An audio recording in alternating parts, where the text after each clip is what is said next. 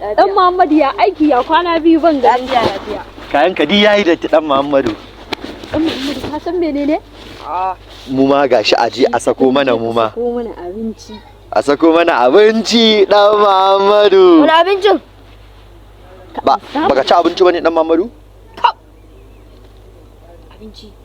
Abinci mana. Wannan yunwa muke ji ai. Haba dan Muhammadu ka je mana ko ba yawa a dan kawo mana. Baka ga yanda jallabiyan nan ta maka kyau ba? Dan Muhammadu. Ka yaran nan in dai mutunci ne. Yanzu zai ciko mana in dai mutunci ne ya fi kowa mutunci a gidansu. Dan Muhammadu kenan. Akwai cokali. Wallahi Maryam baki saki wannan ba fake kiwawa ba. Na san halin ka ai kai ne kake cinye abinci. Ban gane ni ka ci don Muhammadu yawa. Me wannan dan Muhammadu? Muhammadu ruwa ne fa. Abinci ba muka ce maka ba ruwa ba.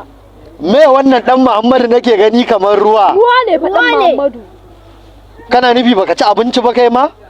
Abinci fa muka ce ka kawo mana. Abinci fa muka ce dan Muhammadu ka kawo mana ruwa fa. Alaman kai ma baka da mutunci ka dauko hali yan gidanku go? Ka dauko hali yan gida to wuce ka ban nan wuce. Mu ba bar mana kofan gida gaskiya. Aban mu koke gorin gida raka mana? He ma mugun duka a nan gon. He ma mugun duka a nan gon.